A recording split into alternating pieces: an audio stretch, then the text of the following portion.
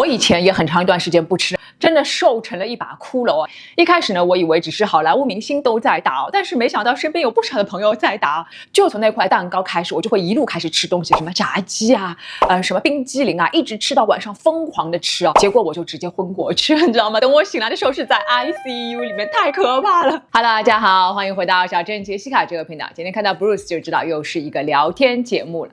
那前几天呢，我和一个小伙伴在视频聊天，然后他就端起一杯奶昔在喝。我说这什么东西啊？他说是减肥奶昔。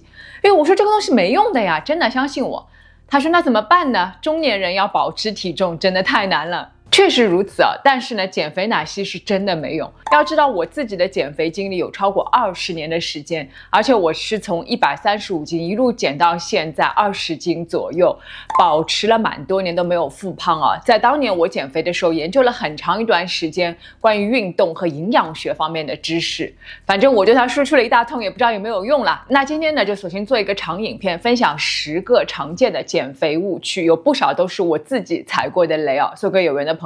那这里也要注意啊，我不是专业的营养师和健身教练，这些都是我自己学习摸索得出的一些经验教训啊，希望对大家有所启发。记得点赞订阅，同时加入我的 Facebook、WeChat 的私密购物群。那我们就开始了。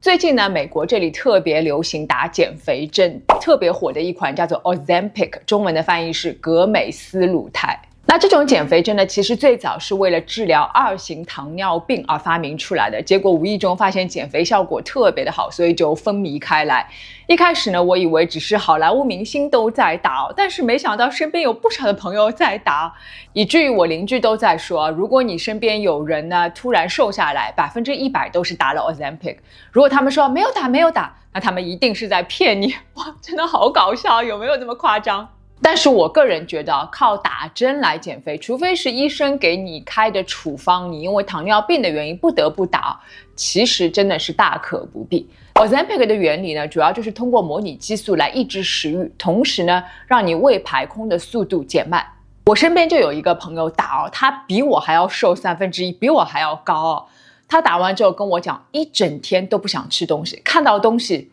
就会恶心，甚至想吐。哇！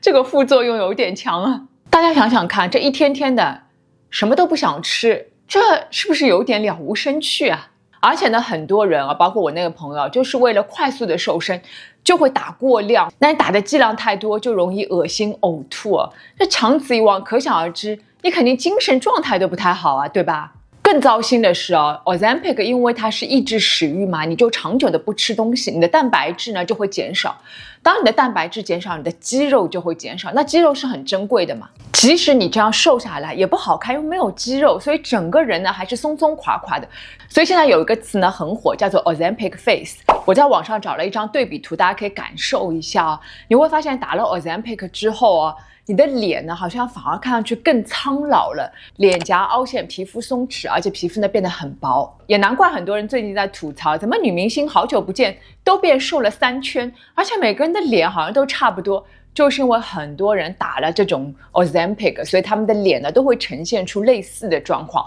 所以叫 Ozempic face。另外还有一点呢，就是当你一旦不打了之后，除非说你在打的时候就慢慢养成了比较好的饮食和运动习惯否则你一旦不打，又回到以前的那种生活方式，体重基本上都会反弹。那么问题就来了，有的人会说，那我就养成好的生活习惯好了，我以后不打针了，我也吃得健康，多多运动不就好了吗？但据我观察非常非常难为什么？因为呢，你健康的饮食和定期的运动是需要强大的意志力和执行力，而且日复一日都要做，是挺反人性的。但打针多简单啊，啪啪啪打完就好了，对吗？就费点钱。人嘛都是喜欢走捷径的，一旦走惯了捷径，就很难去走那条比较难的路。其实呢，这也验证了那句古话 Everything has a price， 就是任何事情都是有代价的。打针呢看似比较简单轻松，那一方面呢比较费钱，那另一方面呢就有可能身上脸上的肌肤呢就会松松垮垮，造成 Ozempic face， 而且不会持久。所以我觉得还不如管住嘴迈开腿，虽然呢有点反人性，但是获得的是健康的身体，比较结实的身材，而且呢会有一些肌肉，当你有肌肉的话呢也会看上去不太那么老。所以呢我个人觉得不要靠打针来减肥，除非是医生处方那是例外。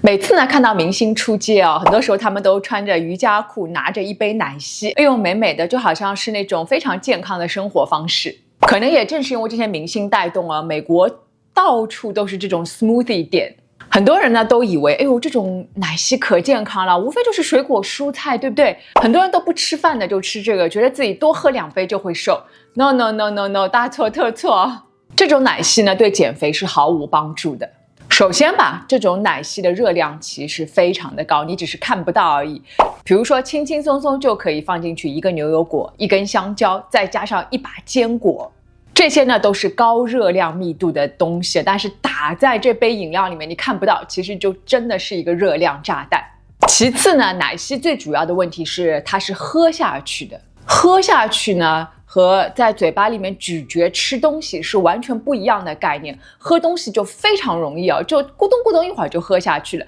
就算你喝下去的时候觉得，哎呦我好饱呀，我什么都吃不下，但是相信我，这种液体的东西在胃里停留的时间要远远的低于固体在胃里停留的时间，这可以想象的嘛，对吧？这个大块的食物在胃里还要经过切割、消化等等，那你这个喝的多容易就消化了，所以一会儿就会饿。但是吃东西就不一样了，同样这杯奶昔的原料，你吃下去的话，比如说1个苹果、1根香蕉、1个牛油果、1把坚果，我天哪，你试试看，很多女生可能一下子都吃不完这么多东西。而且呢，固体的东西在胃里停留时间比较长，饱腹感很强，吃完这些也不会觉得那么容易饿。另外奶昔这种东西呢，全部都是碳水化合物，缺乏蛋白质，而蛋白质不足呢，就会导致我们的肌肉流失。更可怕的是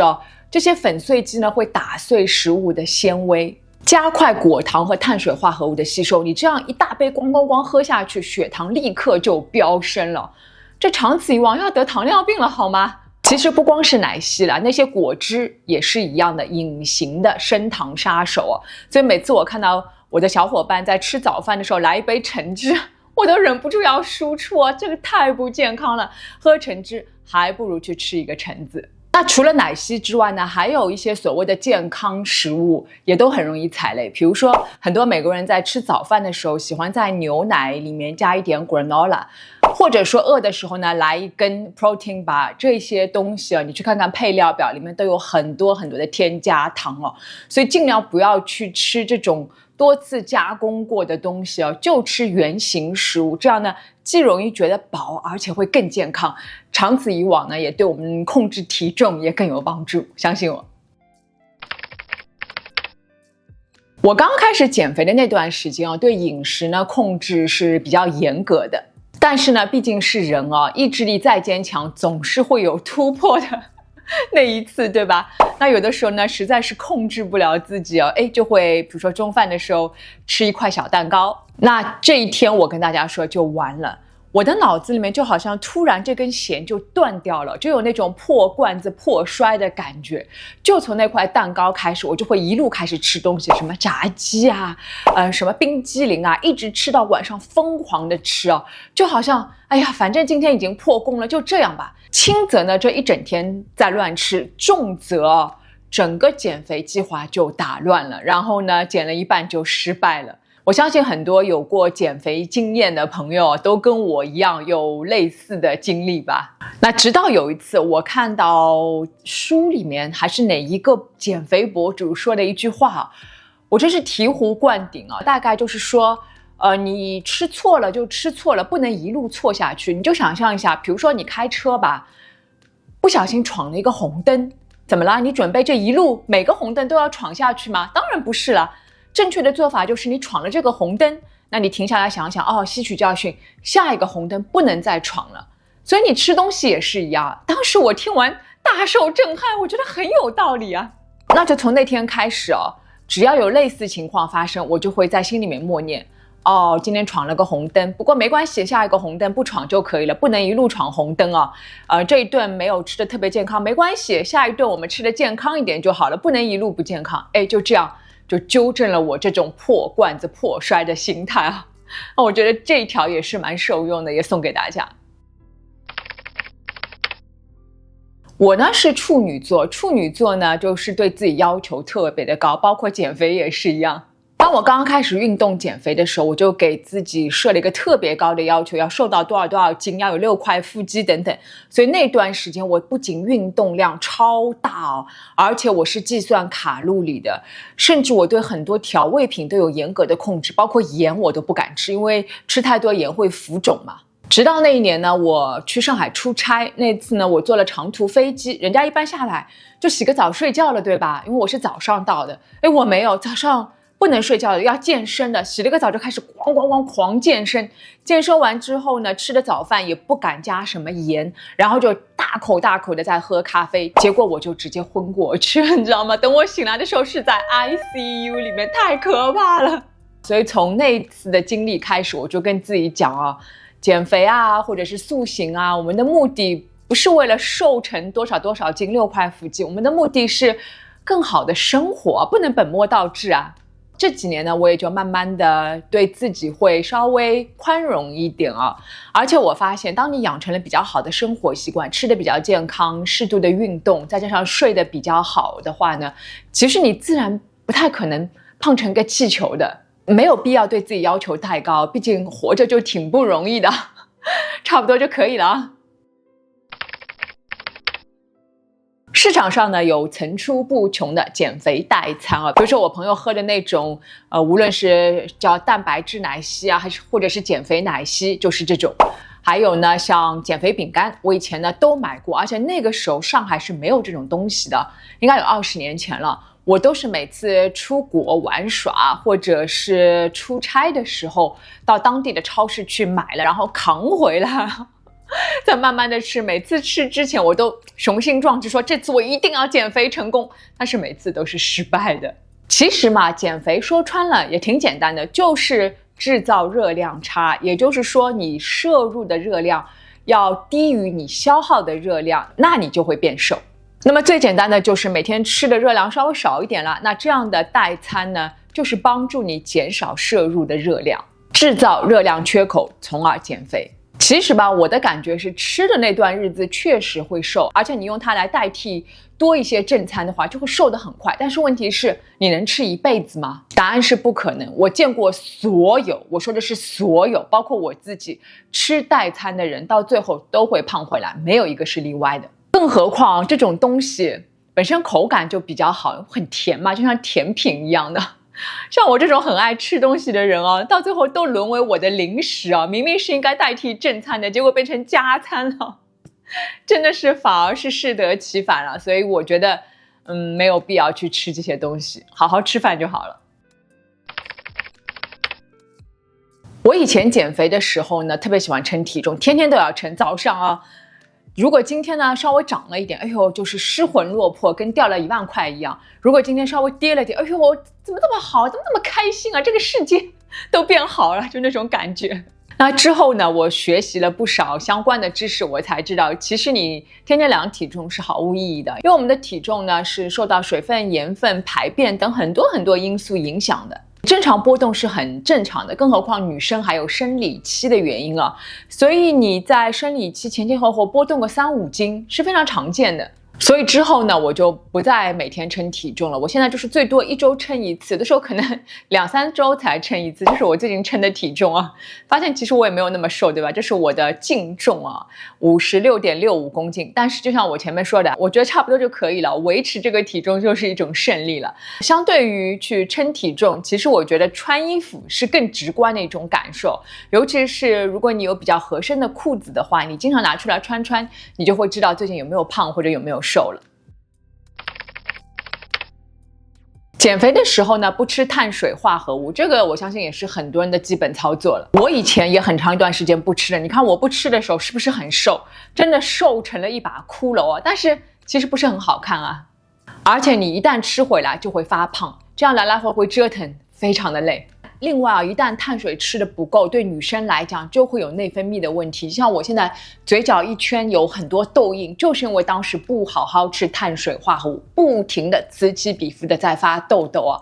而且呢，我只要少吃碳水化合物，我的例假就会不来或者是晚来，非常的讨厌。另外呢，不吃碳水脾气也会很暴躁，所以呢，一定要吃碳水。重点是吃什么样的碳水？要少吃精致碳水，比如说白面条啊、白米饭、白粥，或者是馒头、包子这种，都是属于呢升糖指数非常快的碳水化合物，吃下去呢也比较容易饿。我现在呢吃的碳水通通都是慢吸收的碳水，包括全麦面包啊、燕麦、糙米、红薯、南瓜等等，这样呢比较容易饱，而且很慢吸收，也不太容易引起血糖的波动。很多女生，包括以前的我自己啊，一提到减肥，第一反应就是少吃肉，少吃肉。错了啊，要多吃肉才能减肥。确切的说呢，要多吃鸡鸭鱼肉蛋各种蛋白质，吃足了量才能够减肥。因为如果当你的蛋白质呢摄取不足的时候，身体呢就会分解自身的肌肉来获取蛋白质，而肌肉很宝贵的，之前也说过，当你肌肉在流失的时候呢，你的身体的基础代谢率就会下降，那你的基础代谢率下降，就变成只要喝水都会发胖的这种易胖体质，这不就变成一个恶性循环了吗？而且蛋白质呢非常容易饱，你试试看吃一大块鸡胸肉，很多女生呢都是吃不下的。因为太容易饱了，当你吃饱了之后呢，也不太容易吃乱七八糟的零食。那么到底吃多少蛋白质才足够呢？一般来说，每公斤体重要吃到1到1.2克蛋白质。像我这样的体重呢，每天至少要吃到60克蛋白质。那么怎么衡量呢？其实用你的手就可以衡量了。一块呢，跟你的手掌心差不多大、差不多厚的肉，就是20克的蛋白质。比如说呢，我冰箱里就会常备这种三文鱼，就是比我手心稍微大一点点的这样的一块鱼肉，这绝对蛋白质有超过20克。或者说呢，我也会吃这样的牛肉，你看跟我的手比稍微大一点点，但因为我的运动量比较大了，所以我多吃蛋白质问题不大的。另外还有一点要注意，就是人体呢单次吸收蛋白质的这个吸收能力是有限的。所以你就算吃稍微多一点，其实你吸收不了的。大家呢也不要说我就这一顿吃蛋白质，其他2顿不吃你就分开来吃嘛，这样呢吸收率会更加好一点。我身边呢有不少朋友就很爱跑步，一跑1个小时确实跑步呢是很容易消耗热量的，确实很减肥。但是跑步是一种纯有氧运动你长期呢只做有氧，就会造成你的肌肉流失。而肌肉呢，已经说了很珍贵而且呢，肌肉是我们消耗热量的大户，肌肉少了，基础代谢就会下降嘛，所以一定要保有肌肉所以，与其呢花那么多时间去做有氧，不如呢腾出一大部分的时间来做举铁，或者像我这样呢没有太多时间去健身房的人，或者我不太喜欢去健身房，我就在家里面做 HIIT， 之前也跟大家分享过的，它是把有氧跟无氧的结合在一起的一种运动，效率比较高一点。不过说实在话，运动的效果呢是远远比不上饮食的效果，所以大家呢还是要注意吃的要干净。而我运动其实更主要的还是为了身体好。我在刚刚开始运动的时候就经常想问那些健身博主，怎么样能够瘦肚子怎么样能够瘦白白肉怎么样能够瘦腿